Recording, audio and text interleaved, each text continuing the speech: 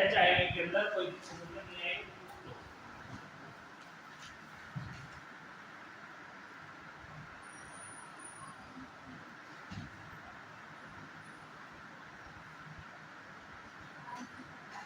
Obstetrical shock, अगली heading है अपनी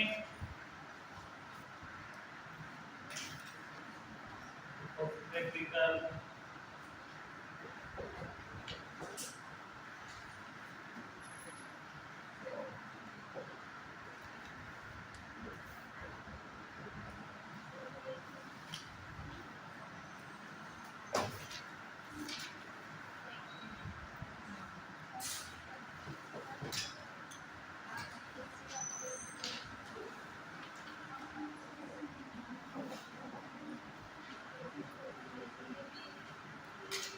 नहीं हुई प्रस्तुति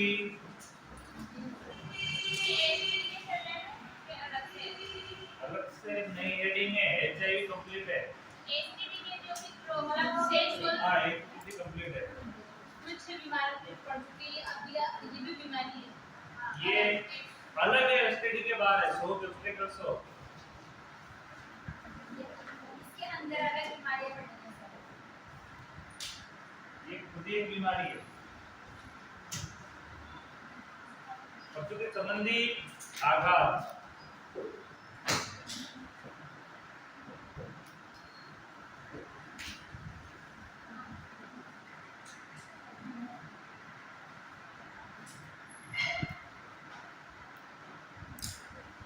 प्रस्तुति संबंधी आघात,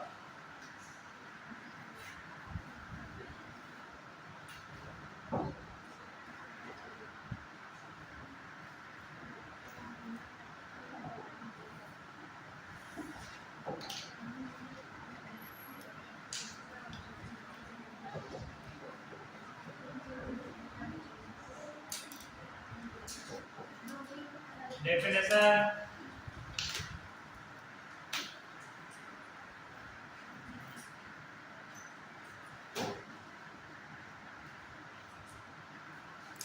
डेफिनेशन में लिखना, शोक एक असामान्य स्थिति है,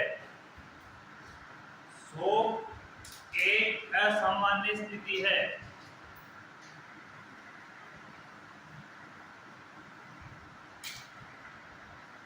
जिसमें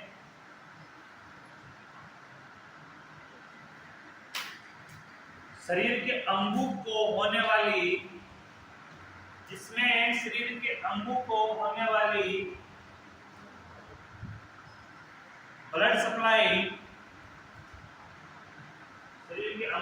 वाली ब्लड सप्लाई,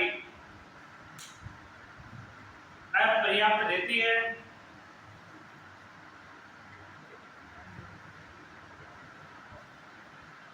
जिससे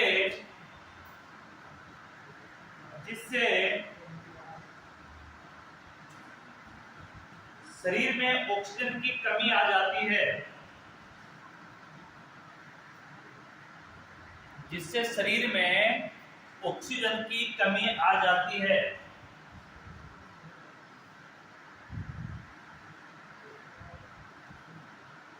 एवं अंगों के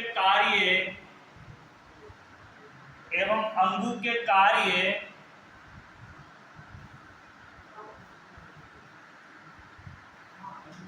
बाधित होते हैं।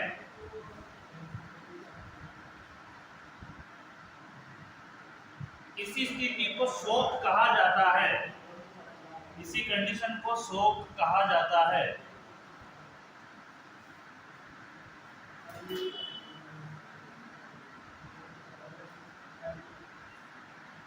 अब अपन ने जो डेफिनेशन लिखी है किसकी लिखी है?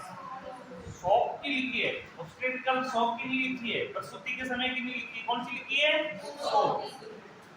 शोक तो नॉर्मल कंडीशन में भी हो सकता है, व्यक्ति को शोक आघात नॉर्मल कंडीशन में भी हो सकता है, लेकिन अपन क्या पढ़ रहे हैं? मिडवाइफरी पढ़ रहे हैं, तो मिडवाइफरी में नॉर्मल जनरल तो बात हो ही नहीं रही है। इसमें बात किसकी हो रही है? प्रेगनेंसी की, प्रसूति के समय की, इसलिए प्रसूति समय की ही बात कर रहे हैं, इसलिए ऑब्स्टेट्रिकल के नाम जुड़ा हुआ है। अपन इसमें नाम से, इस नाम से कोई फर्क नहीं पड़ता है, अपन पढ़ के आ रहे हैं ओरिजिनली में शोक पढ़ रहे हैं। ये आघात नहीं है कि प्रेगनेंसी में होते हैं, ये नॉर्मल जीवन में भी हो सकते हैं। नॉर्मल जीवन में होने की मैं एक उदाहरण देता हूं आपको। जैसे किसी के घर में अचानक किसी की डेथ, जिसकी डेथ नहीं होने वाली होती है, वो एडल्ट व्यक्ति होता है, इसका कोई प्रमाण नहीं होता है, लेकिन अचानक उसकी डेथ जैसे बिजली के चमकना, एक्सीडेंट से, लाइट का जो शॉक लगना, या एक्सीडेंट से या किसी भी कारण से हो जाती है, तो उसका जो घनिष्ठ व्यक्ति होता है, उनके परिवार, उनको जो शोक लगता है उस समय, आप उसके बारे में सुनते ही, वो भी एक शोक है। वो भी क्या है? एक शोक। किसी को ज्यादा खुशी मिलती है और खुशी के कारण जो शोक लगता है, व्यक्ति बेहोश जैसे पागल जैसे रखते करने लग जाता है, यानी कि उसकी खुद की बॉडी उसके कंट्रोल में नहीं होती है, वो भी एक शोक है। यानी गम के कारण भी हो सकता है, ज्यादा खुशी के कारण भी हो सकता है। दूसरा कि ज्यादा तरह का मादक पदार्थ सेवन करने से भी हो सकता है, यानी ज्यादा नशे की चीजें सेवन करने से भी शौक लग सकता है, लेकिन उसमें भी अपनी बॉडी का जो संतुलन है वो बिगड़ जाता है, वो भी एक शौक की कंडीशन है। तो शौक किसी भी प्रकार का हो सकता है। मेडिसिन का रिएक्शन भी एक शौक है। कोई दवाएं दे रहे हैं किसी पेशेंट को, उसका भी कोई रिएक्शन हो रहा है, उसी के भी अपनी बॉडी कार्य बाधित हो रहा है, वो भी क्या है? एक शौक का कारण है। ये कौन कौन से टाइप है, ये अपना आगे पढ़ते हैं। डेफिनेशन सबकी हो गई, तो डेफिनेशन क्या कह रही है इसकी? ये एक असामान्य कंडीशन है, शरीर के अंदर होने वाले ब्लड सप्लाई अपर्याप्त होती है। क्या शरीर के अंगों में जो ब्लड सप्लाई हो रही है वो क्या होती है? अपर्याप्त, यानी पर्याप्त रूप से नहीं हो पाती है, जिससे ऑर्गनों में किस चीज की कमी आ जाती है? ऑक्सीजन की कमी आ जाती है। जब ऑक्सीजन की कमी है तो कार्य ऑर्गन किससे बाधित हो जाते हैं? उनका कार्य बाधित हो जाता है। क्या बाधित हो जाता है? उनका कार्य बाधित हो जाता है। इसी कंडीशन को क्या कहा जाता है? शोक कहा जाता है। यानी कि सामान्य अपनी स्थिति है, बॉडी में कोई ना तो फीवर है ना किसी प्रकार का कोई सिस्टम है, लेकिन फिर भी अपनी किसी चीज से बाधित होकर अपने ऑर्गनों को सप्लाई नहीं हो रही, अपनी बॉडी निष्क्रिय यानी कि काम कर रही है लेकिन धीरे काम करती है, तो उस कंडीशन को क्या कहा जाता है? शोक कहा जाता है। शोक कुछ समय के बाद ऑटोमेटिक ठीक भी हो जाता है। शोक कुछ समय के बाद ऑटोमेटिक ठीक भी हो जाता है, लेकिन ऑब्स्टेट्रिकल में जो शोक है, प्रसूति संबंधी में जो शोक है, ये ऑटोमेटिक ठीक नहीं होता है। शोक के कारण व्यक्ति क्या हो जाती है? फीमेल की मौत हो सकती है। व्यक्ति शोक में चला जाता है, इससे मौत हो सकती है। क्यों? क्योंकि ये प्रसूति की प्रोसीजर चल रहा है साथ में, लेबर प्रोसीजर भी तो है। उस प्रोसीजर की वजह से उस कंडीशन में जो शोक लगता है वो गंभीर शोक है। सामान्य शोक लग रहा है, जैसे कोई व्यक्ति को शोक लग गया था ना, कुछ नहीं तो अपन पानी की छींटे लगा के उसको जगा देते हैं वापस, उसको भी शोक लगना ही कहते हैं, वो भी एक शोक ही है। बेहोशी कंडीशन हो जाती है ना बेहोशों की, वो एक शोक है। बेहोशी अलग है। किसी को अचानक एक्सीडेंट हो गया, गिर गया, गिरने के बाद उसको शॉक लग गया, शॉक लगने में नहीं उसकी हार्ट है पूर्ण रूप से कार्य करने से बाधित हो गया, पूर्ण रूप से कार्य नहीं कर पा रहा है, उसकी वो बेहोशी कंडीशन में तब क्या करेंगे? उसके हाथ पैरों को रगड़ते हैं, हाथ पैरों को रगड़ते हैं, बिजली का झटका लग जाता है तभी हाथ पैरों को रगड़ते हैं, और मुंह में क्या छिड़कते हैं? पानी के छींटे लगाते हैं, जिससे भी वो चेतना में आ जाता है। वो एक अलग सिस्टम है, वो भी एक शोक ही है, लेकिन उसमें कोई प्रोसीजर तो नहीं हो रहा ना, वो आराम से ठीक हो सकता है। लेकिन अपन कोई कार्य कर रहे हैं, कार्य के समान वो बाधित हो जाता है, तो कार्य भी बाधित होगा। अब कार्य ऐसी कंडीशन में कि कार्य रुक ही नहीं सकता है, तो फिर क्या होगा? भाई शोक लग गया, शोक लगे या नहीं लगे, लेकिन कार्य नहीं रुक सकता। जैसे कोई चीज कह दी जाए कि आप मरो या जियो, कोई आपको ये बोल दिया जाए कि मरो और जियो, लेकिन ये आपको करना ही करना है, उसके बाद आप मृत्यु के बारे में सोचोगे? अब आप मर भी रहे होंगे तभी वो कार्य तो होगा, क्योंकि अगले ने एक चीज कही है कि ये रुक ही नहीं सकता है। अगर ये रुक गया तो शोक की वजह से नहीं मरोगे, आप इसकी वजह से मर जाओगे।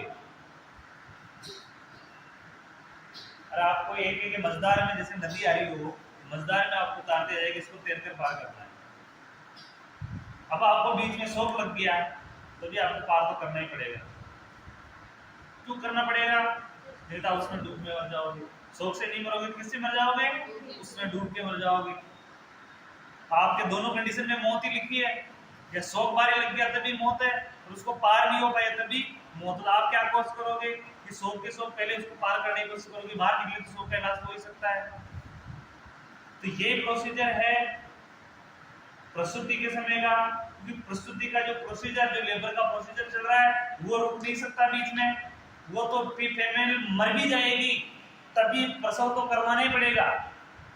अगर प्रोसीजर के दौरान फीमेल की मौत हो जाती है तो प्रोसीजर वहीं नहीं रुकता है, तभी प्रोसीजर तो क्या होता है, कंप्लीट होता है। ऐसा थोड़ी नहीं कि फीमेल मर गई तो उसके पेट में बच्चे को छोड़ दिया जाएगा, ये तो फीमेल ही मर गई तो डिलीवरी करवा क्या करेंगे, नहीं, फिर भी वो होनी है, प्रोसीजर होना ही होना है वहां में। उस कंडीशन में शॉक लग रहा है तो भारी हो सकता है, उसके परिणाम दुष्प्रभाव डाल सकते हैं। तो कौन कौन से शॉक होते हैं तो अगला लिखना इसमें,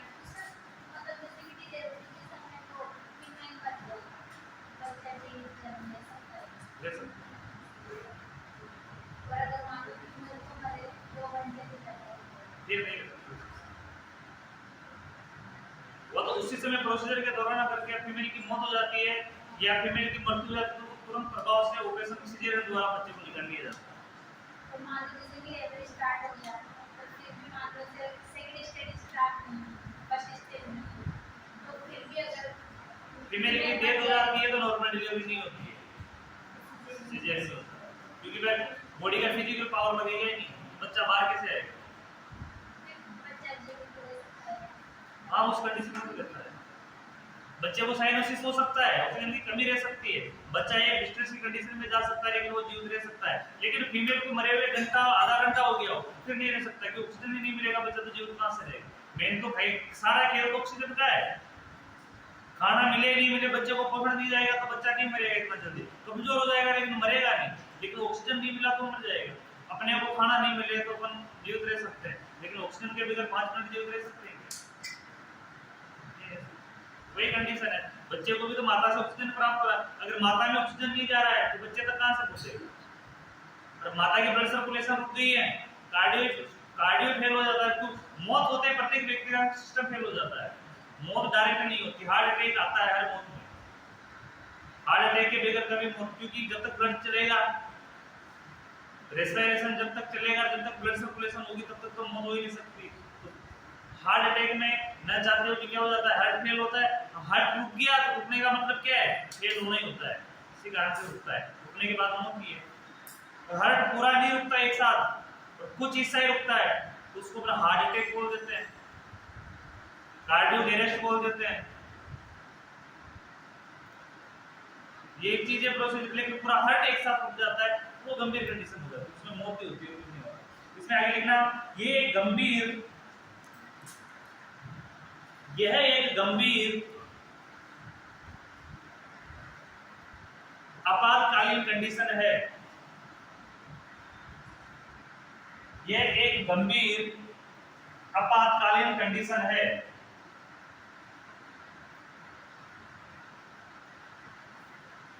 हेडिंग लगाना इसमें क्लासिफिकेशन,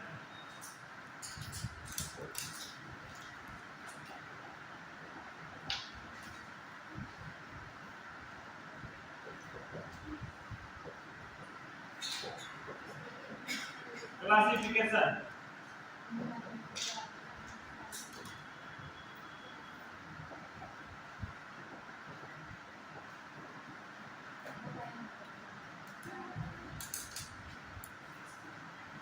इसमें लिखना, क्लासिफिकेशन के अंदर स्पष्ट ये से लगा के लिख लो पहले से,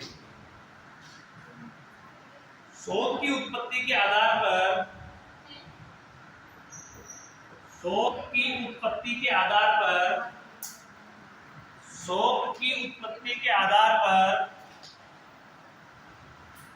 शोक की उत्पत्ति के आधार पर इसे निम्न प्रकार वर्गीकृत किया गया है, इसे निम्न प्रकार वर्गीकृत किया गया है।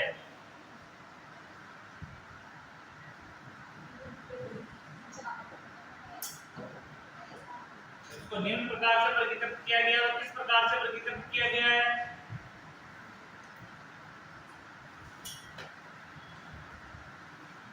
वो देखना। पहला है हाइपरवोलेमिक शॉक, फर्स्ट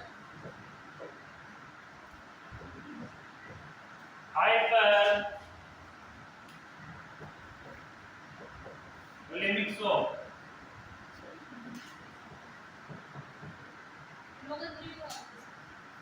देखेंगे ना, आपको किसे बताएंगे इसको होता है क्या, जानते हो कि इसको तो जानो तो सही, ना लेते हैं।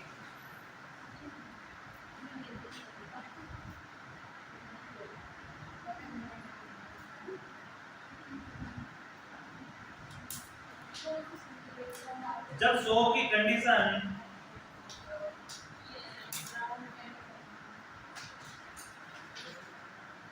हाइड्रोलिक सो का लिखना तेरे से नाम हाँ तेरा नाम ना लिखा हो कितने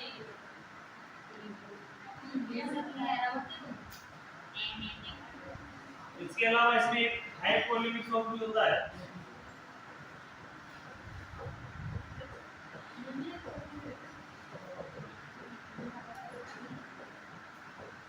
ये दोनों एक ही एक में हाइप हो रहा है, एक में हाइप हो रहा है। Second septic flow,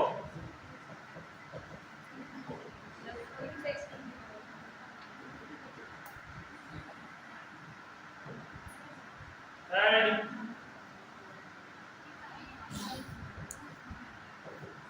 cardio genic flow,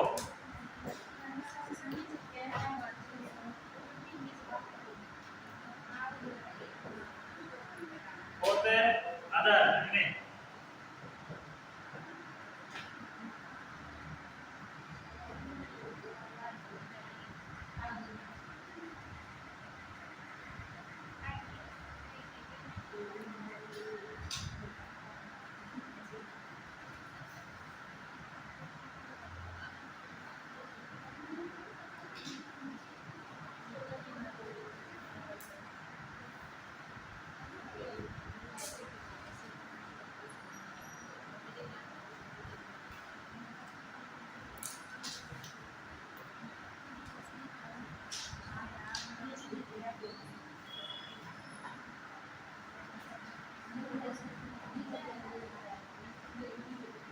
अब इसमें हाइड्रोलिमिक तो ज्यादा ये नहीं होता है, हाइड्रोलिमिक तो छोड़ दो, ये ज्यादा गंभीर नहीं है। तो नॉर्मल हाइपरटेंस हो जाता है तो बॉडी को हाइपरटेंस का अनुभव होता है, लेकिन कम हो जाता है सामान्य से, उसमें ज्यादा दिक्कत होती है। तो इसमें फर्स्ट लिखना हाइपोवोलेमिक शो, हाइपो लिख दिया है दोनों लिखे थे, हाइपो लिखो हाइपोवोलेमिक शो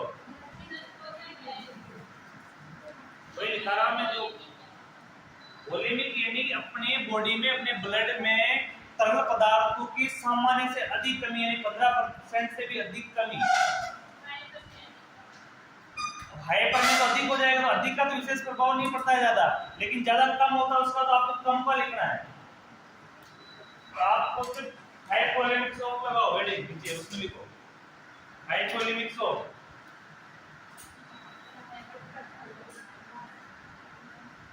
हाइपोवोलेमिक शॉक में लिखना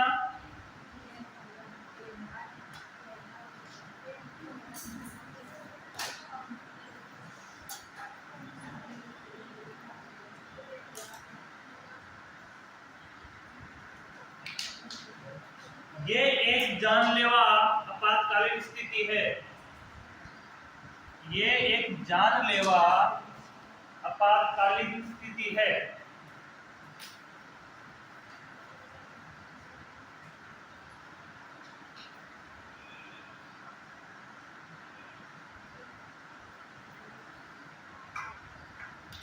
जिसमें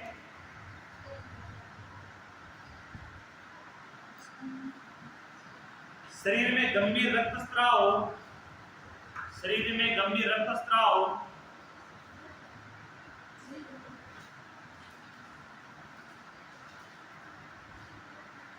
या तरल पदार्थों की भारी कमी, या तरल पदार्थों की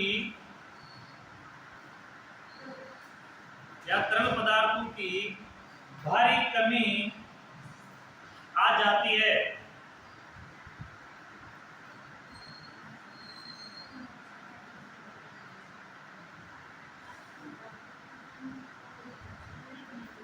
जिसके कारण शरीर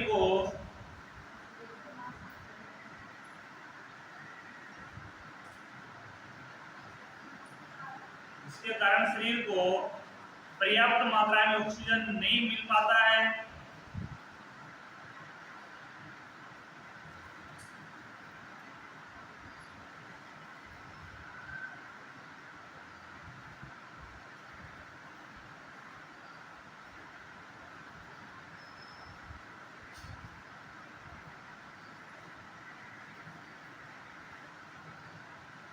एवं हृदय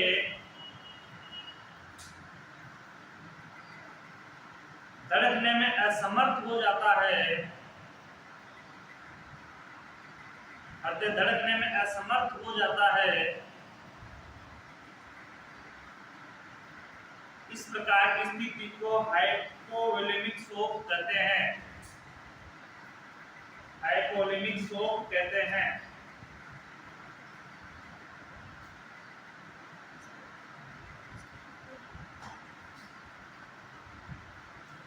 इस प्रकार की स्थिति को हाइपोवोलेमिक शोक कहते हैं। क्या कंडीशन होगी इसके अंदर? या तो एक तो ये जानलेवा है, अगर हार्ट रुक गया, पंप करने में असमर्थ हो गया तो हार्ट फेल भी हो सकता है। ये कौन सी कंडीशन में हो सकता है? अब आपको एक चीज और मैं बताऊं, जब व्यक्ति को एक्सीडेंट होता है, व्यक्ति का क्या होता है? एक्सीडेंट। एक्सीडेंट के अंदर 70% केस में हाइपर ब्लीडिंग की वजह से क्या हो जाती है? उसकी डेथ हो जाती है। उस कंडीशन में जो ब्लीडिंग अधिक हो रही है जिसकी वजह से उसकी डेथ, ऑर्गन के ब्लड निकलने की वजह से डेथ हो गई, उसमें पेशेंट को हाइपोवोलेमिक शोक की लगता है, इसकी वजह से हार्ट क्या हो जाता है? उसका फेल हो जाता है, क्योंकि अधिक रक्तस्राव हो जाता है। अधिक रक्तस्राव हो जाएगा तो अपनी जो ब्लड की सांद्रता उसमें क्या आ जाएगी? सामान्य से अधिक की कमी आ जाएगी, और सामान्य से अधिक की कमी आएगी तो उसकी वजह से हार्ट में एयर आना, जिसको एयर आना बोलते हैं अपन, एयर आने लग जाएगी, जिससे क्या हो जाएगा? हार्ट पूर्ण रूप से कार्य करने में असमर्थ हो जाएगा। दूसरी कंडीशन ये कि व्यक्ति को अधिक डिहाइड्रेशन हो जाता है, सामान्य से अधिक डिहाइड्रेशन हो जाता है, जिसमें उसको यानी कि इलेक्ट्रोलाइट जो फ्लूइड है उसकी सामान्य से कई गुना अधिक, 15% से भी अधिक की कमी आ जाती है। उस कंडीशन में भी क्या होगा? उसके वॉल्यूम की जो ब्लड का जो वॉल्यूम है पड़ेगा, उसकी कमी आ जाएगी सामान्य से अधिक की, और उसकी वजह से भी हार्ट धड़कना कम कर देगा। हार्ट जब कम हो जाएगी स्थिति तो उस कंडीशन में भी क्या होगा? ऑक्सीजन की आपूर्ति नहीं हो पाएगी, ऑक्सीजन की कमी रहेगी, जिसके कारण हार्ट फेल भी हो सकता है, व्यक्ति की मौत भी हो सकती है। ये गंभीर है। इसीलिए फीमेल के अंदर भी डिलीवरी करवाने से पहले बोलते हैं ना कि इसके 70 किसी के 7 यूनिट ब्लड होता है, कम से कम 9 यूनिट करो, क्योंकि अगर हेमरेज भी होता है, फीमेल को उस कंडीशन में हेमरेज भी होता है तो कितना होगा? 2 यूनिट, तभी 7 तक तो रहेगी। अगर 9 चढ़ा दिए, 9 हो गए कंप्लीट, हीमोग्लोबिन लेवल 9 यूनिट का हो गया, उसमें से 2 यूनिट भी खराब हो जाता है ब्लड उसके दौरान, तो कम से कम 7 तो बचता है। अगर 7 पहले से है, 7 अगर 7 में डिलीवरी करवा रहे हैं अपन, ब्लड इन्फ्यूजन नहीं कर रहे, 7 में डिलीवरी करवा रहे हैं, अब 7 में से ब्लीडिंग ज्यादा हो गई, अब 2 कम हो गए तो 7 6 कितने बच गए? 5। तो क्या हो सकता है? हाइपोवोलेमिक शोक हो सकता है। तो उस कंडीशन को रोकने के लिए पहले ब्लड कम से कम 2 यूनिट एक्स्ट्रा लेके चलते हैं। तो सीजीआरएम में कम से कम 10 से 11 होना चाहिए, उसमें ब्लीडिंग ज्यादा होती है। अगला सेप्टिक शॉक। अब दूसरी कंडीशन की हाइपरवोलेमिक शॉक लगता है, इसमें देखना हाइपरवोलेमिक शॉक होता है। हाइपरवोलेमिक में क्या होती है कि जो ब्लड के वॉल्यूम की मात्रा, जो पदार्थों की मात्रा ये बढ़ जाती है, इससे क्या हो जाता है बॉडी को? अगर इसकी सांद्रता बढ़ जाएगी ब्लड में, हाइपरवोलेमिक की सांद्रता बढ़ जाएगी ब्लड के अंदर, तो क्या कंडीशन हो जाएगी? तो हाइपरटेंशन हो जाएगा, और हाइपरटेंशन होने की वजह से भी क्या हो जाएगा?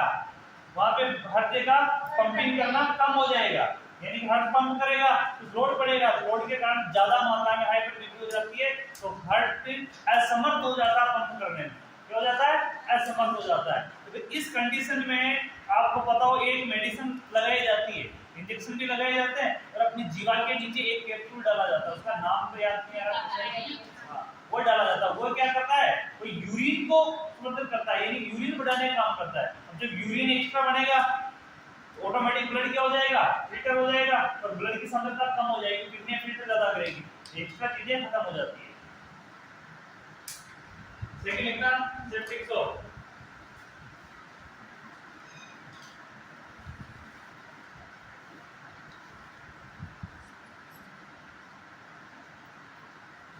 ये भी एक गंभीर कंडीशन है, ये भी एक गंभीर कंडीशन है।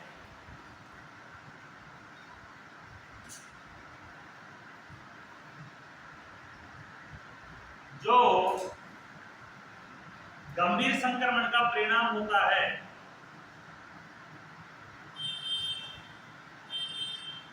जो गंभीर संक्रमण का परिणाम होता है,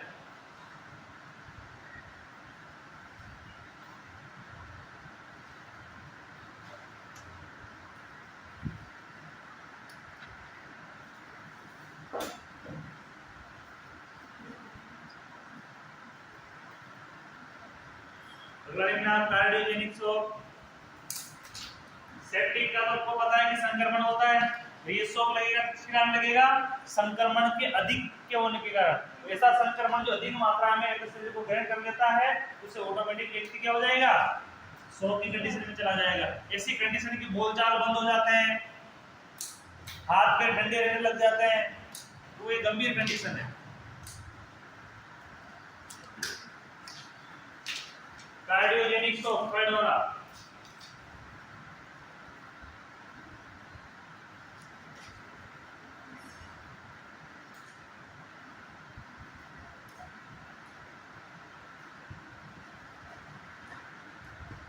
जब शॉक की स्थिति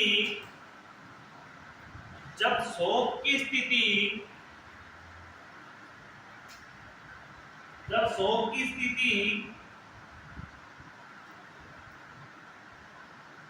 हार्ट संबंधी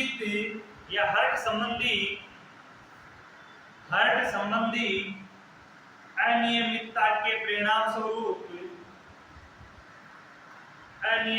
परिणाम स्वरूप होती है। जब शॉक की स्थिति या कंडीशन हार्ट संबंधी अनियमितता के परिणाम स्वरूप होती है,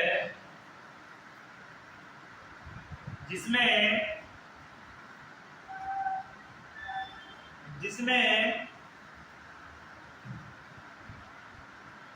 हृदय शरीर की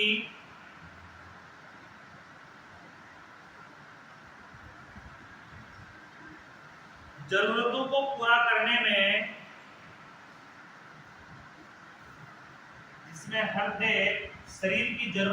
पूरा करने में असमर्थ हो जाता है, वह कंडीशन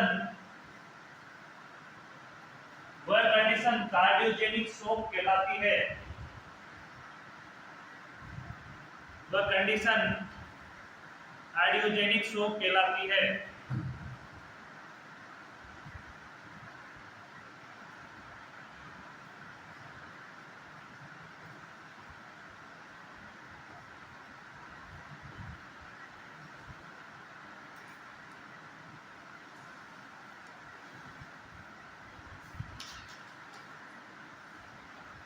इसके अलावा चौथा वाला है अदर शॉक।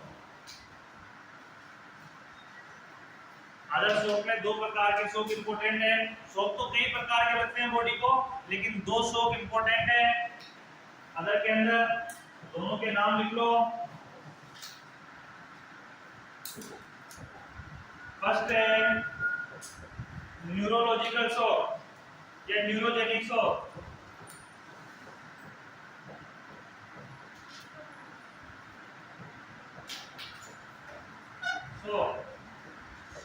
सेकेंड है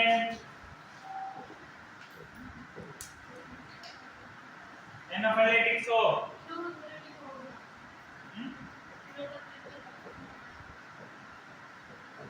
क्या हो गया? इनको जानते हो तो मैं किसी के बारे में नहीं लिखा हूँ, मैं तो नाम लिखा के छोड़ दूँ। नहीं जानते हो तो इसके अंदर लिखोगे तो सही कुछ जानने के लिए। भाई इनको अगर जानते हो आपकी न्यूरोलॉजिकल शॉक क्या होता है तो मैं तो नाम लिखा के छोड़ दूंगा। मैं क्यों लिखाऊंगा इनके अंदर? मैं जितना शॉर्ट होगा उतना करूंगा, लेकिन अगर नहीं जानते तो इसकी कुछ तो लिखाना पड़ेगा अंदर इसको जानने के लिए। आप जानते हैं इसका मतलब सारी क्लास पूरी जानती है। ये मजाक में केवल सही कर देगा, पता नहीं लगेगा। बिकॉज़ न्यूरोजेनिक शॉक अदर में लिखना पहला न्यूरो क्या है? Nervous system. नर्वस सिस्टम की वजह से शॉक लगता है, कई बार भारी शॉक लग जाता है, तो उस कंडीशन को क्या बोलते हैं? Neurogenic shock.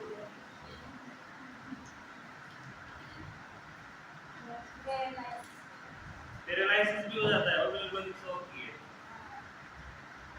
शॉक के वाले का बीमारी है।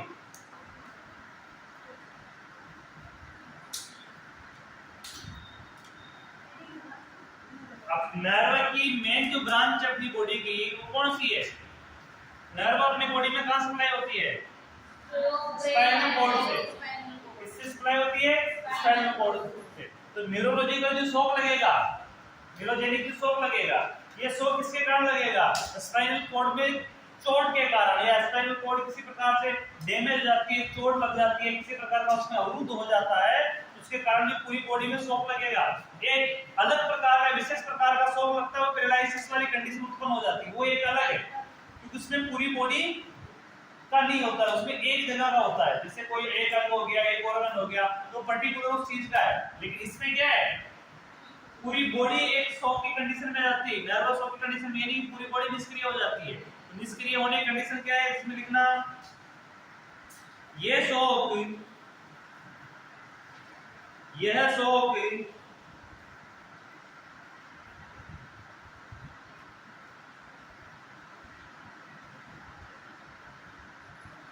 ये शॉक रीढ़ की हड्डी या स्पाइनल कॉर्ड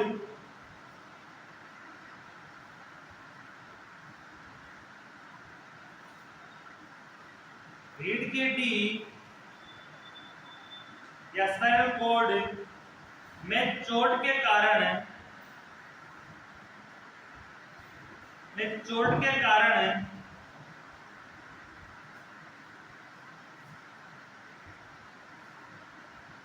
उत्पन्न होता है।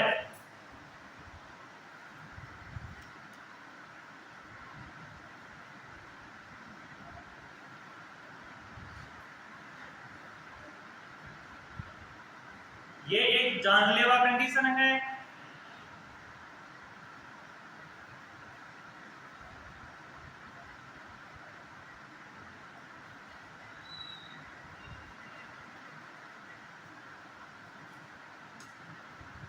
इस कंडीशन में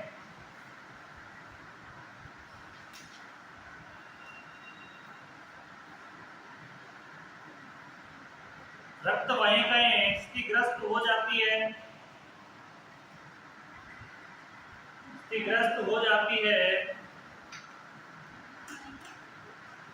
रक्त वाहिकाएं क्षतिग्रस्त हो जाती है, जिसके कारण बीपी में अचानक गिरावट आती है, जिसके कारण ब्लड प्रेशर में, बीपी में अचानक गिरावट आती है।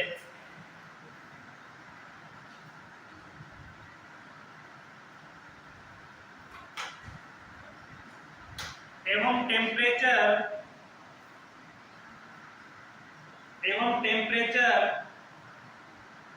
एबनॉर्मल हो जाता है।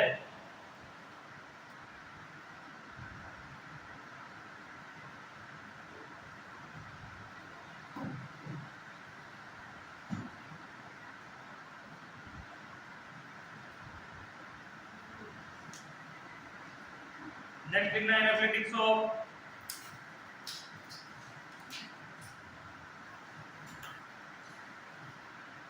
एनाफिलेक्टिक शॉक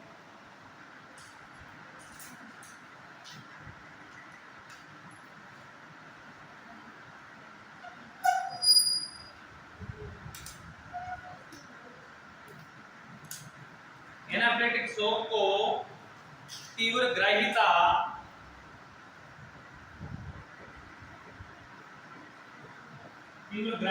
भी कहते हैं। तीव्र ग्राह्यता भी कहते हैं।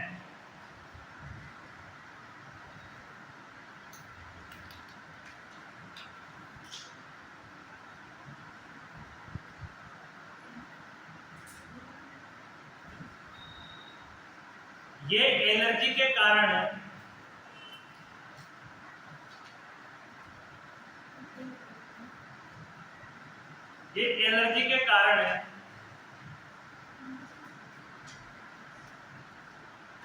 एलर्जी के कारण उत्पन्न होता है।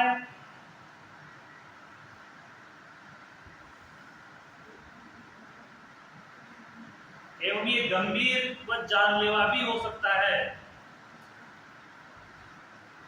ये गंभीर एवं जानलेवा भी हो सकता है।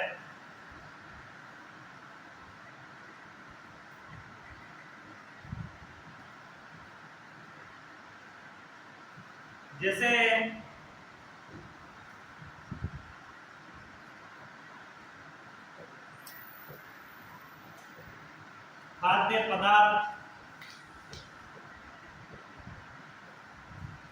से एलर्जी, खाद्य पदार्थ से एलर्जी,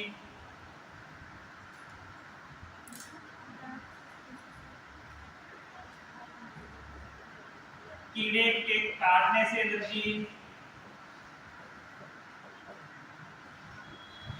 कीड़े के काटने से एलर्जी, और दवाई से एलर्जी,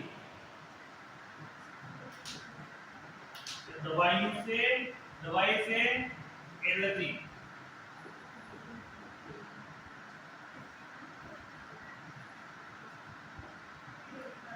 ये दवाई से रिएक्शन होता है वो भी एनाफिलेक्टिक शॉक ही कहलाता है। दवाइयों का जो रिएक्शन होता है बॉडी में वो भी क्या कहलाता है? एनाफिलेक्टिक शॉक कहलाता है। कोई जहरीला कीड़ा काट लेता है, उसकी काटने की वजह से बॉडी की जो रिस्पांस क्रिया बढ़ती है, जिसे कोई सांप ने काटा, बिच्छू ने काटा, तो भी कौन सा शॉक है? एनाफिलेक्टिक शॉक ही होता है। किसी विशेष प्रकार के खाने की वजह से बहुत से व्यक्तियों को एलर्जी होती है, तो वो भी कौन सा है? एनाफिलेक्टिक शॉक होता है। हर प्रकार के व्यक्तियों को अलग-अलग प्रकार की एलर्जी होती है। किसी को किस चीज से खान-पान से एलर्जी है, लेकिन होती सभी को है। अपनी बॉडी किसी न किसी चीज के प्रति हाइपर सेंसिटिव होती है। जिस चीज के प्रति हाइपर सेंसिटिव है, अगर उस चीज का सेवन करते हैं या वो अपना सेवन करते हैं, तो नुकसान होता ही होता है।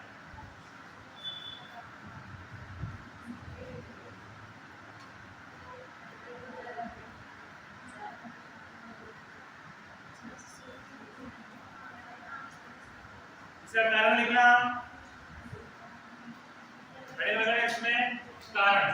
चलो जी, अच्छा ये इसका ऑब्स्टेट्रिकल शॉक का भाई चारों शॉक के कारण एक साथ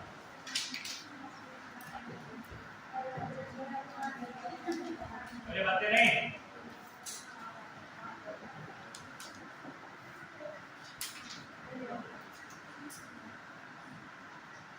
कारण लिखना, पहला hypovolemic shock,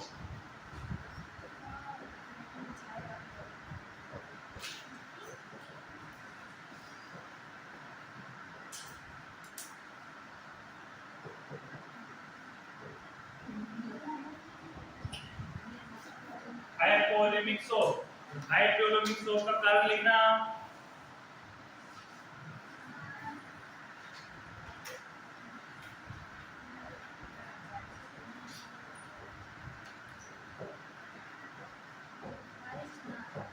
intrapartum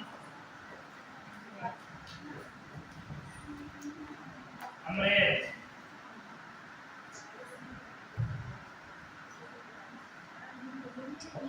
second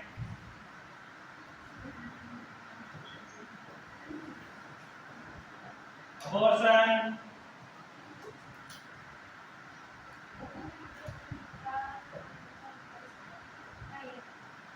PPH,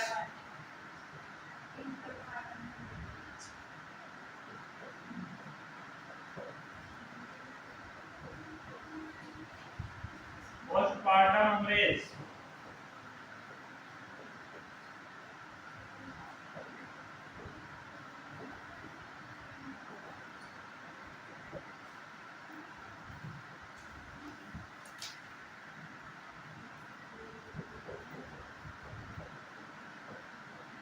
diarrhoea,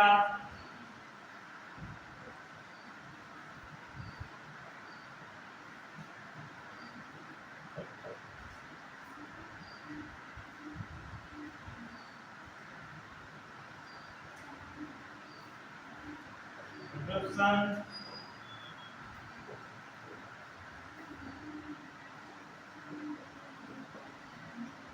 placenta, abruption placenta,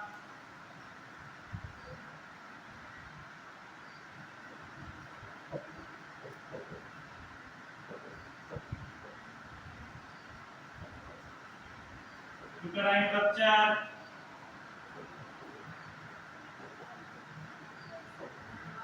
uterine rupture,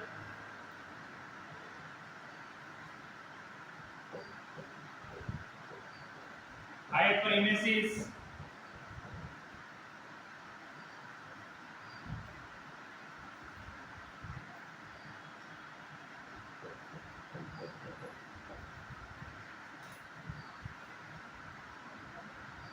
यूरेसिस, uresis का मतलब क्या होता है?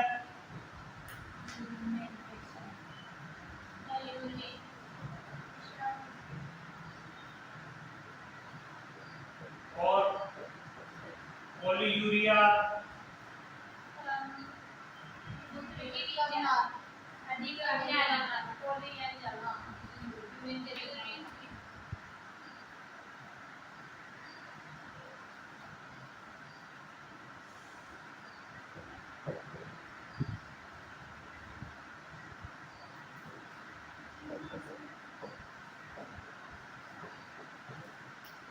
Rapid removal,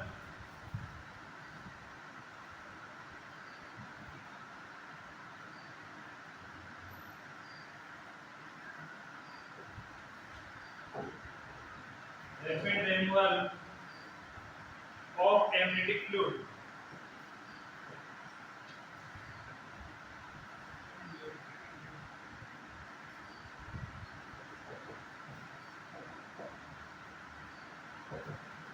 Amniotic fluid.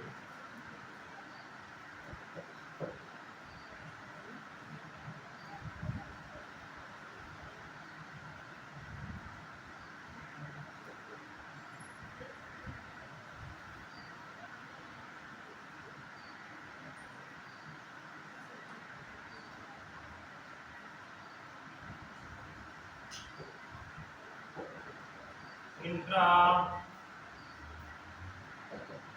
uterine death, IUD.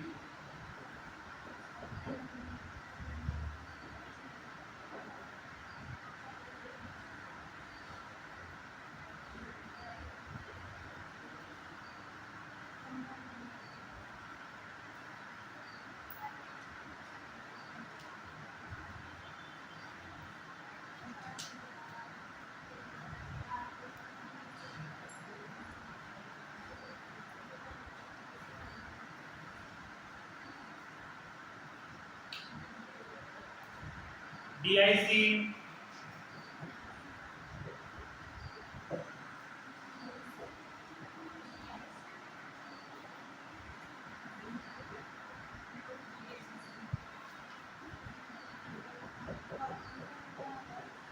disseminated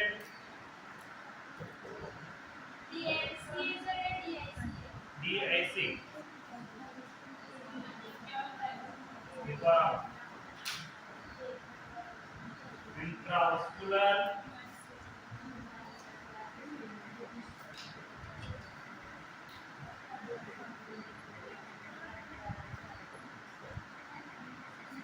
disseminated intravascular,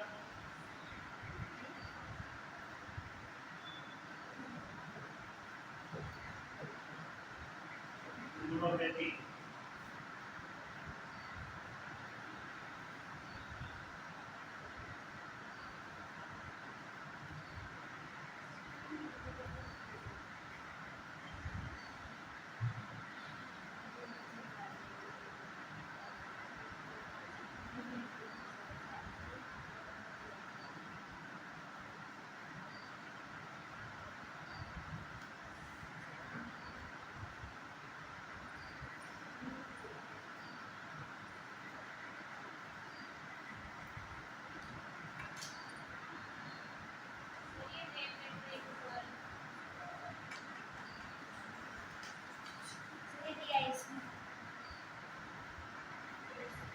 DIC का मतलब होता है कि डिस्क्रिमिनेटेड इंट्रावास्कुलर कॉन्जुगेटिव का मतलब होता है कि ब्लड की जो वस्कुलर सिस्टम है, पूरा वस्कुलर सिस्टम है जिसके अंदर रक्त के छोटे-छोटे थक्के बन जाते हैं। क्या बन जाते हैं? रक्त के छोटे-छोटे थक्के। थक्के बनने की वजह से रक्त क्या हो जाता है? क्लॉट होने लग जाता है। और क्लॉट होने की वजह से ब्लड सर्कुलेशन अच्छे से नहीं हो पाती, तो ऑक्सीजन की कमी आ जाती है ब्लड में। ऑक्सीजन की हार्मोनों तक नहीं पहुंचेगी तो ही शॉक लग जाता है।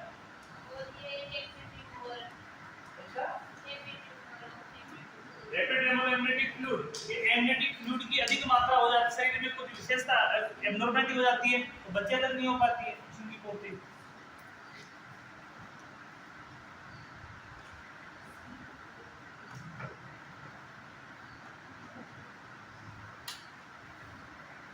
सेकंड लिखना septic shock,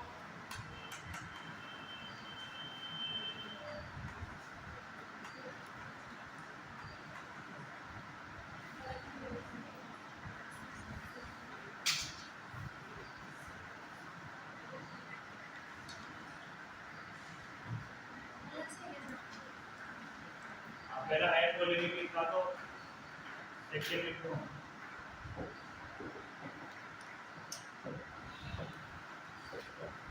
septic salt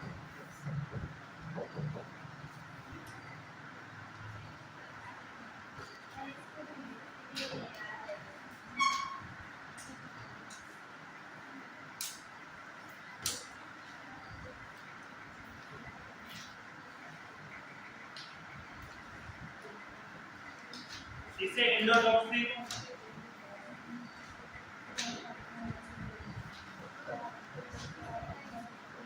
endotoxic salt endotoxic salt भी कहते हैं।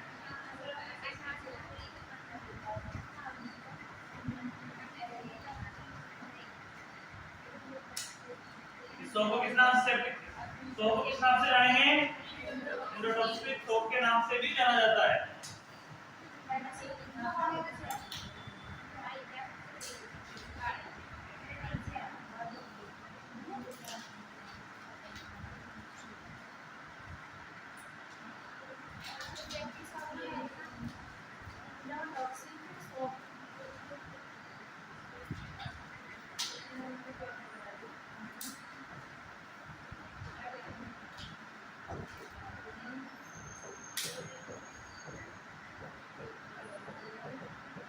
सेप्टिक अबॉर्शन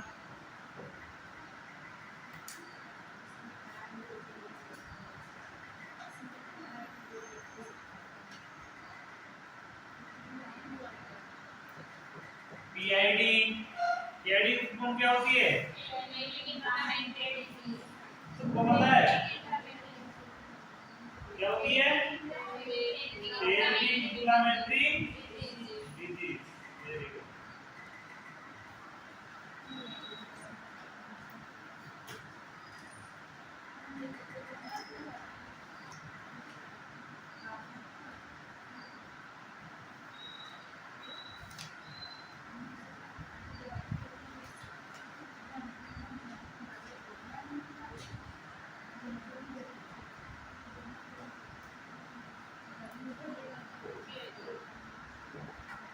तो लिखना polio एमनाइटिस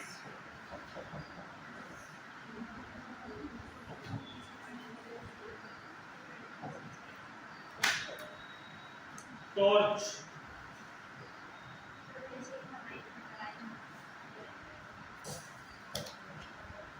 infection etc।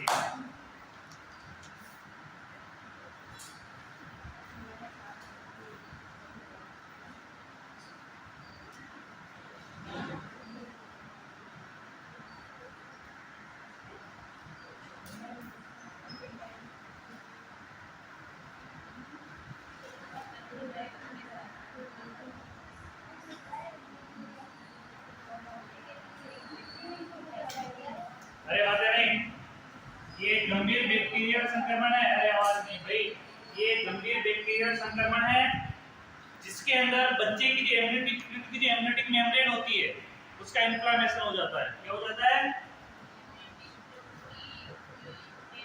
Amniotic membrane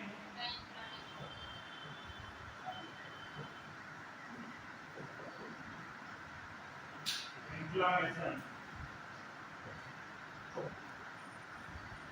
अरे एक बैक्टीरियल संक्रमण है।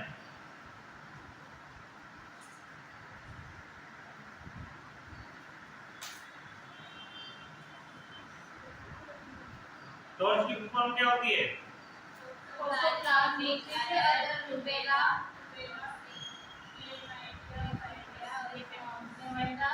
अदर में कौन सा आता है? अदर में कौन सा आता है?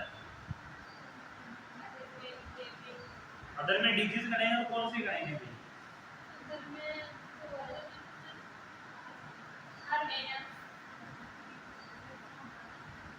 क्या?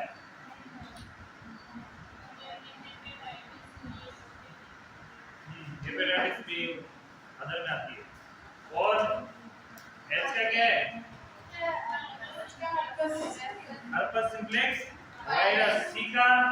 साइड में लगा वायरस,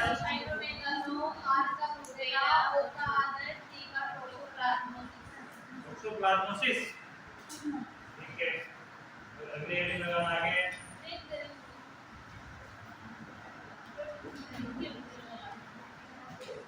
थर्ड नंबर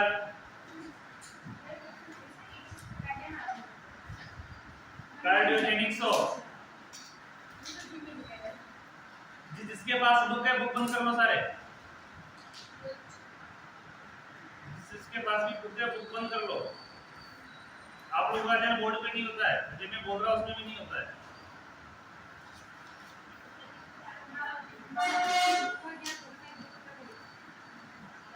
जल्दी बंद करो, इसको कल से बैग के बाहर ही नहीं निकालोगे।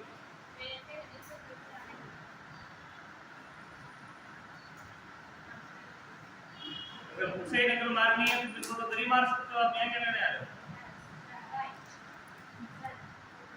अब लिखना कार्डियोजेनिक शॉक।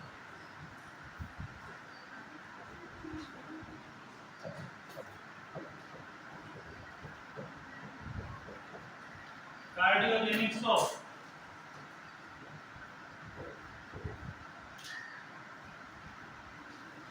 कार्डियोजेनिक शॉक पहला लिखना इसमें कार्डियो अरेस्ट,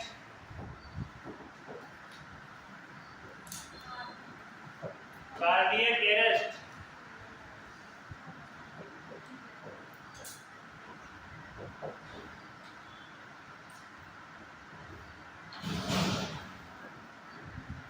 कार्डियक अरेस्ट का क्या मतलब होता है? हार्ट का बंद हो जाना, मतलब पूर्ण रूप से काम करना बंद। हाँ, हार्ट काम करने ना बंद कर देता है। काम तो कर रहा होता है, हार्ट काम करना बंद करेगा तो हार्ट अटैक कंडीशन आ जाएगी, उस व्यक्ति की मौत हो जाएगी, हार्ट पूरा फेल हो जाता है। लेकिन कार्डियक अरेस्ट में ऐसी कंडीशन आती है कि हार्ट का जो काम कर रहा है, लेकिन हार्ट की जो बाह्य स्ट्रक्चर है, और बाह्य स्ट्रक्चर मस्कुलर होती है, आपको सबको पता है, उसका पूर्ण रूप से मूवमेंट नहीं करता है, यानी कि वो इसलिए पंपिंग पूर्ण रूप से नहीं हो पाती। क्या नहीं हो पाती? इसकी पंपिंग पूर्ण रूप से नहीं हो पाती है। और जब पंप पूरी तरह से नहीं कर पाएगा तो बॉडी ऑर्गन तक चीजें नहीं पहुंच पाएगी, तो उस कंडीशन को बोले कार्डियो अरेस्ट। कार्डियो में रुकता नहीं है, काम करता है। काम यानी कि रुकने जैसी कंडीशन, यानी कि वो कम 20-25% कम काम करता है, और 20-25% काम बहुत से व्यक्तियों का कम करने लग जाता है। एवी नोड, ऐसे नोड वगैरह पढ़े होंगे आपने। एवी नोड ऐसे नोड की वजह से इसकी कंडीशनें आ जाती है, इसको फिर पेस मेकर बोलते हैं। मशीन डलती है हार्ट के अंदर बाहर से, पेस मेकर जिसको बोला जाता है। वो क्या है, पेस मेकर क्यों डालते हैं? क्योंकि जो कार्डियो अरेस्ट हुआ है वो पूर्ण रूप से कार्य नहीं कर रहा है, उसको धड़कने में सहायक हो जाता है। पेस मेकर डालते हैं, पेस मेकर क्या होता है, हार्ट को वापस पंपिंग करवाने में सहायक, यानी उसकी स्थिति गति को वापस बढ़ा देता है। इसलिए फिर उसको ऑपरेशन किया जाता है, उसमें क्या लगा जाता है, पेस मेकर लगाया जाता है। पेस मेकर के बारे में गूगल में जाके सर्च करना, उस कंडीशन को, जो पेस मेकर के बगैर अगर जिस कंडीशन में हार्ट कम काम कर रहा है, उस कंडीशन को क्या बोलेंगे, कार्डियक अरेस्ट। प्रॉब्लम कुछ भी नहीं होती है पूरी बॉडी में, सिर्फ किस चीज की कमी आती है, ऑक्सीजन की कमी आ जाती है, हार्ट कम पंपिंग करता है तो ब्लड सर्कुलेशन की कमी, यानी कि हमेशा के लिए बॉडी में क्या रहती है, वीकनेस। इस पेशेंट को हमेशा के लिए बॉडी में क्या रहती है, वीकनेस। ये वीकनेस कभी जाती नहीं है। जोड़ों का दर्द ये होना, ऑक्सीजन की कमी, यानी कि शरीर में हर प्रकार के दर्द होना, तो इस कंडीशन को रोकने के लिए क्या किया जाता है, पेसमेकर लगाया जाता है। नोड इस नोड में पेसमेकर लगाया जाता है। वो एक मशीन होती है, पूरी इलेक्ट्रॉनिक मशीन है, हार्ट में सेट की जाती है। ठीक है, वो पेसमेकर है, वो एक कंडीशन है। दूसरी कि जो हार्ट में जो क्लॉटिंग होती है उसको बोलते हैं ब्लॉक।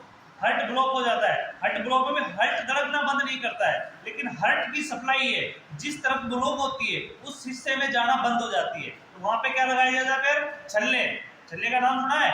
तो उस जो क्लॉटिंग, जहाँ पे नस में क्लॉटिंग हो रखी है, किसी वेसल्स में क्लॉटिंग हो रखी है, उस क्लॉटिंग को खोलने के लिए उसमें एक वाल डाला जाता है। वाल पूर्ण रूप से पाइप की नली होती है, उसको जहाँ पे वो क्लॉट हो रखा है, जहाँ से क्लॉट होने का मतलब क्या है, नस वहां से पिचक जाती है। अब नस चिपक गई किसी कारण से, तो इधर का इधर ब्लड आदान प्रदान नहीं हो पा रहा है, तो जहाँ पे वो चिपकी हुई वहां पे उसको लगा दिया जाता है। वो एक प्लास्टिक जैसी स्ट्रक्चर आती है, लेकिन प्लास्टिक का नहीं होता है, वो हमेशा उसको खोल के रखता है। जैसे पाइप टूट जाता है बीच में बेल्ट लगाते हैं जोड़ने के लिए, उसी प्रकार से उसको खोलने के लिए तुम उसमें लगा देते हैं। दूसरी कि पेस मेकर के लिए हार्ट का माइनर ऑपरेशन होता है, पेस मेकर के लिए छोटा, और अपने को जैसे इसके लिए क्या नाम है, छल्ले डालने के लिए, छल्ले डालने के लिए एक यहाँ पे एक इस वाले स्थान पे जो अपनी नस से ब्रांच है, जिससे पूरी यहाँ पे इसमें रेडियस को अपन चेक करते हैं, इस नस को खोला जाता है और खोल के यहाँ पे एक कैनुला लगाया जाता है मोटा वाला, और मोटा वाला कैनुला जिससे अपने पेन की नींव होती है अंदर वाली, पेन में सिली निकलती है अंदर वाली, इसके समान की एक ट्यूब होती है, वो डाली जाती है और इसमें एक बिल्कुल तार जैसी स्ट्रक्चर अंदर प्रवेश करवाई जाती है ब्लड में, बॉडी के अंदर मशीन से ऑपरेट होती है, वो कार्डियो में जाता है, वो यहाँ से पूरी बॉडी में घुमा सकते हैं उसको, रोबोटिंग होती है वो, कैमरा लगा होता है, बल्ब लगा होता है सामने, वो कैमरा के द्वारा पूरी बॉडी की जो नसें हैं उसका स्ट्रक्चर कंप्यूटर में देखी जाती है, और देख के जो अपनी नसें क्लॉट है, ब्लॉक हो रखी है, उसको नोट किया जाता है, यहाँ से उसमें छल्ला डाला जाता है, यहाँ से उसमें क्या पहुंचाया जाता है, छल्ला डाल के उसका ब्लॉक खोला जाता है। तो ये एक प्रोसेस है, उस कंडीशन को बोलते हैं जिसमें कार्डियो अरेस्ट में कम काम करता है, जिससे बॉडी सप्लाई नहीं होती, ना तो कोई कार्डियो हार्ट में दर्द होता है या हार्ट अटैक कंडीशन होती है। आगे देखना कार्डियो अरेस्ट के अलावा myocardial infection, MI infection,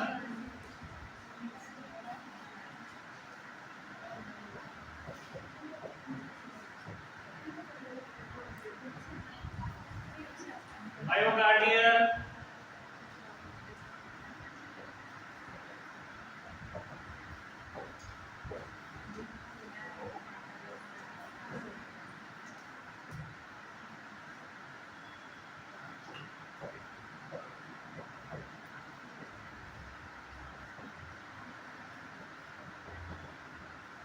pulmonary embolism, ये बातें नहीं,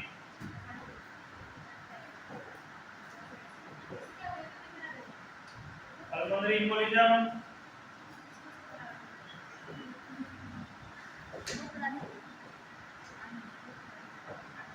फ्लूइड ओवरलोड,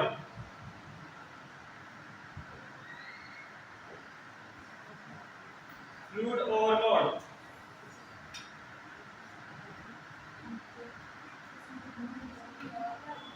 यहाँ पे आ रहा है इतना समय को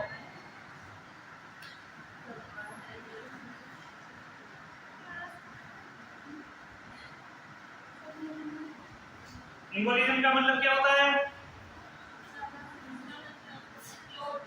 क्लॉट बनना, क्या बनना, क्लॉट, एक गड्ढा बन जाना नसों के अंदर। तो ये पल्मोनरी है, पल्मोनरी बड़ी धमनी है, पल्मोनरी उसके अंदर क्या होता है, एम्बोलिज्म यानी क्लॉट हो जाता है, वो कंडीशन भी है, हार्ट में कार्डियोजेनिक हो सकती है। दूसरा फ्लूइड ओवरलोड, यानी ब्लड के अंदर फ्लूइड की अधिक मात्रा हो जाती है, फिर भी ये कंडीशन हो सकती है।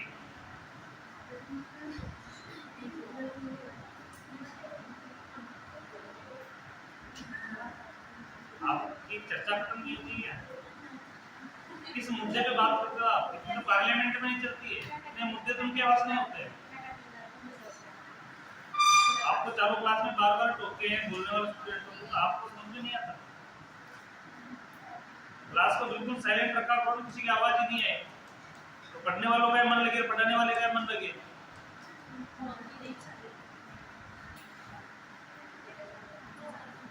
लास्ट देखना अदर,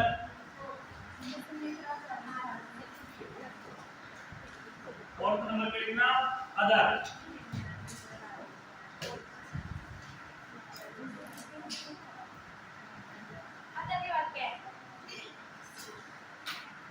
अदर के बाद अदर ही है,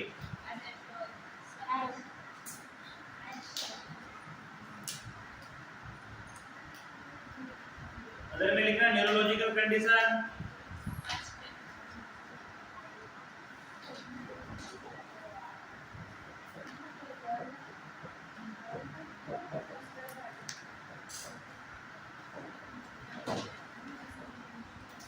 neurological condition,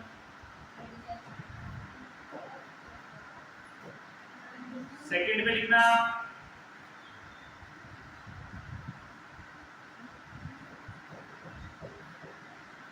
drug इंटॉक्सिटी,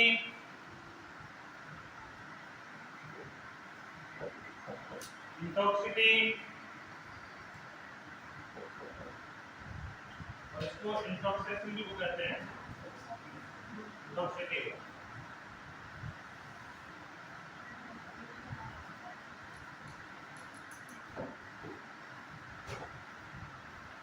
third, toxicity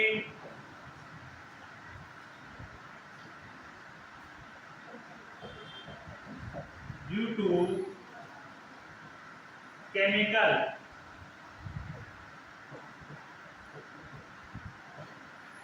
toxicity due to chemical injection.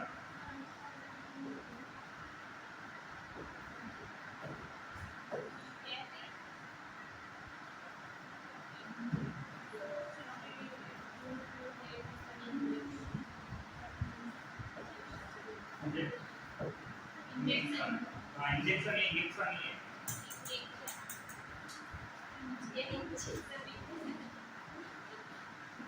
Chemical मादक पदार्थों का अधिक सेवन। इंजेक्शन में तो इंजेक्शन ही हो जाता है।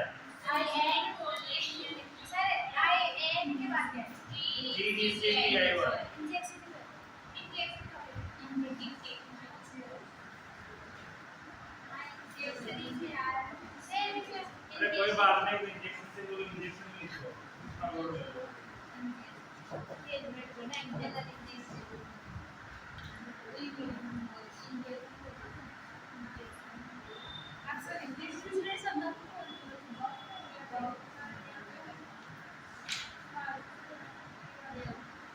आगे लिखना है क्लिनिकल फीचर्स।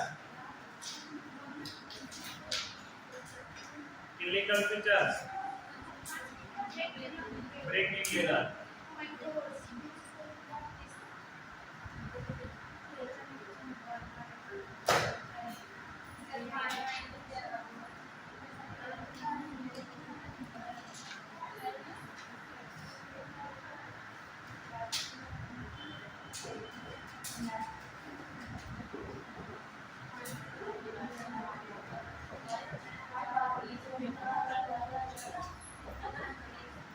क्लिनिकल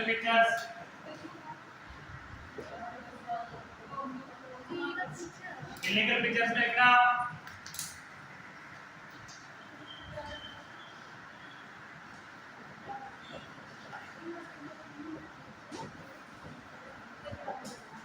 टेकिकार्डिया,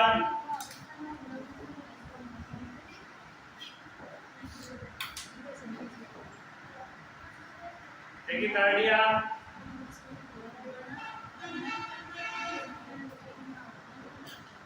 अरे बातें नहीं,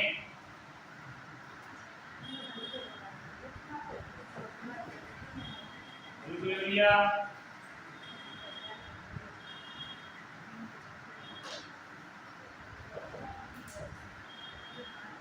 फीवर,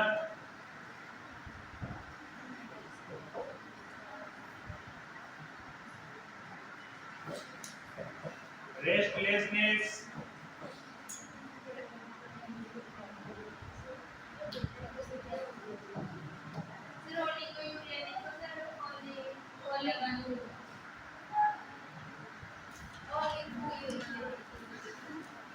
ओलिगो यूरिया, अगर दोनों शब्द को अलग अलग करके लिखेंगे ना उसमें जी आएगा, दोनों एक साथ लिखे वो नहीं आता है। ओलिगो यूरिया होता है वो,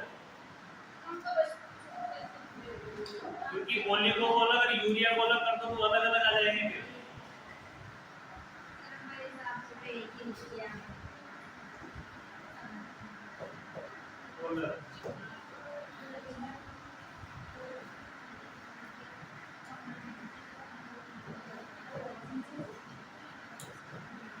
मेटाबॉलिक एसिडोसिस,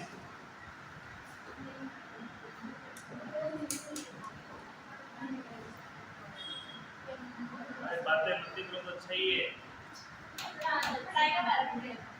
पढ़ाई के बारे में क्या बात है, क्या विशेषता आपने पढ़ाई के बारे में बातें करी?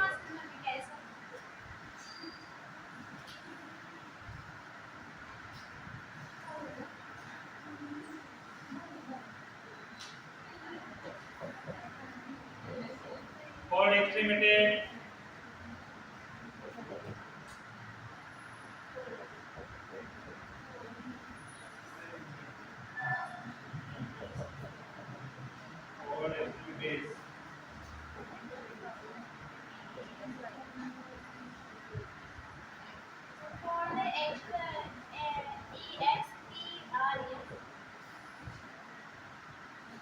हाइपोटेंशन,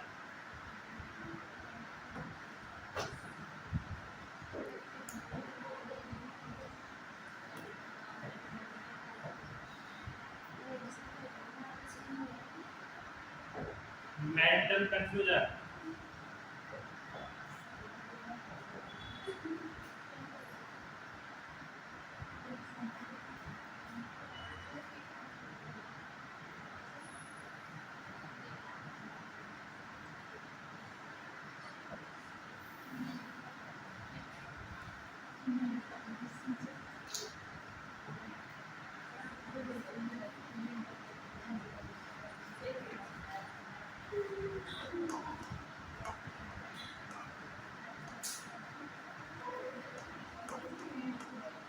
इसमें देखना पहला क्या है, ट्रेनिंग कार्ड लिया टेकाडी यानी वो हर ट्रेड का अधिक होना हार्ट रेट का अधिक, हार्ट रेट अधिक होता है तो अच्छा होता है क्या?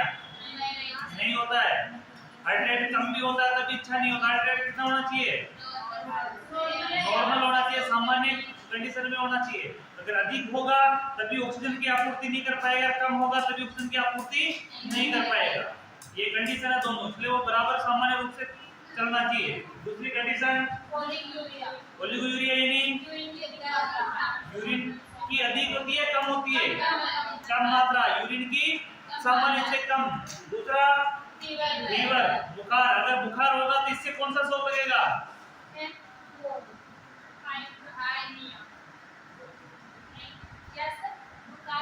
अगर बुखार में टेम्परेचर हाई होता है तो शॉक को कौन सा शॉक करते हैं?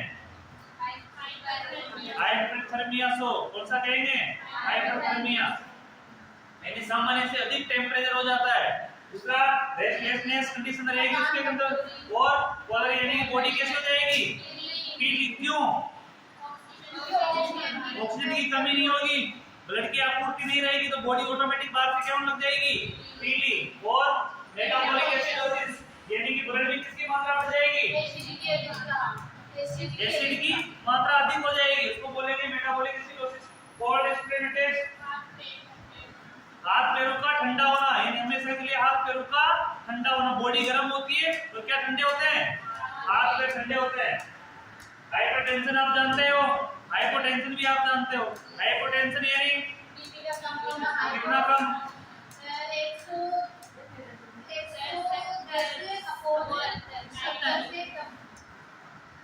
110/70 से कम, और अधिक अगर ऐसी कंडीशन हो कि जिसके अंदर मान के चलो कि 100 सिस्टोलिक ब्लड प्रेशर 140 है और डायस्टोलिक ब्लड प्रेशर 70 है, तो नॉर्मल है क्या?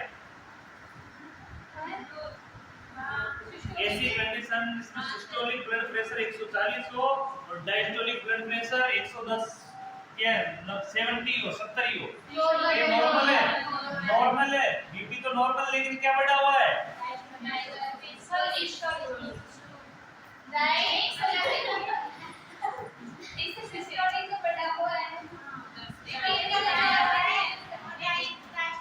क्या बोल रहा हूँ कि सिस्टोलिक ब्लड प्रेशर 140 हो अपॉन डायस्टोलिक ब्लड प्रेशर 70 हो, तो वह कंडीशन बॉडी की कौन सी कंडीशन के लिए? इसमें क्या चीज बढ़ा हुआ है? हाइपरटेंशन नहीं है न हाइपोटेंशन है। ब्लड बीपी कैसी है? नॉर्मल है, लेकिन फिर अधिकता किस चीज की हो रही है?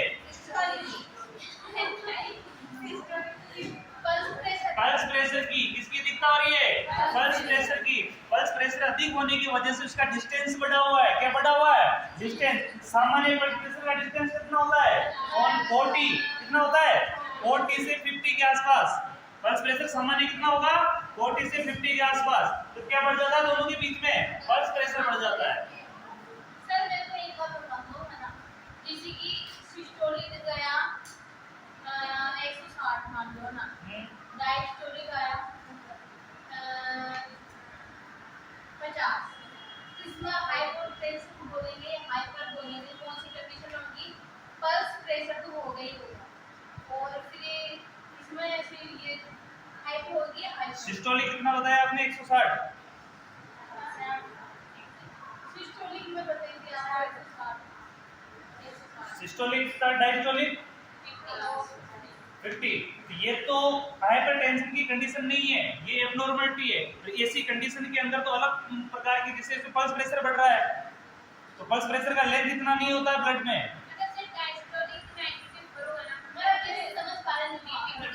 अरे मैं कहने का मतलब ये समझो कि दोनों चीज डायस्टोलिक और सिस्टोलिक के बीच में पल्स प्रेशर भी 40-50 के बीच में होता है ना, तो वही सामान्य बीपी होता है। लेकिन उन दोनों के बीच में किसी प्रकार का सिस्टोल बढ़ रहा है ना, सिस्टोल यानी कि उसमें पंपिंग बढ़ रही है, यानी डायस्टोलिक और सिस्टोलिक के बीच में ज्यादा डिस्टेंस हो रहा है, वो एबनॉर्मल कंडीशन है। बीपी तो सही आ रहा है उसमें, बीपी का तो मानो सही, लेकिन वो कंडीशन एबनॉर्मल है, उसमें हार्ट में कुछ ऐसी विशेषता हुई है जिससे वो बराबर काम नहीं कर रहा है। उसकी ईसीजी चेक, ईसीजी सही नहीं आ रहा है उसका। हाँ, उसकी ईसीजी जो करवाओगे ना उसकी सही नहीं आएगी, क्योंकि उसका डायस्टोलिक सामान्य से भी कम आ रहा है। डायस्टोलिक सामान्य कितना होता है? 70 होता है, लेकिन उससे भी कम 50 आ रहा है, तो डायस्टोलिक सही नहीं आ रहा है। और उसकी सिस्टोलिक कितना बढ़ गया है? ज्यादा बढ़ गया है। तो बीपी उस समय हाई, वो अपन उसको मान रहे हैं कि नॉर्मल चल रही है, ना तो ज्यादा कम है ज्यादा बढ़ी है, लेकिन वो कंडीशन भी उसकी एबनॉर्मल है। ऐसी कंडीशन नहीं आती है सामान्य बीपी में।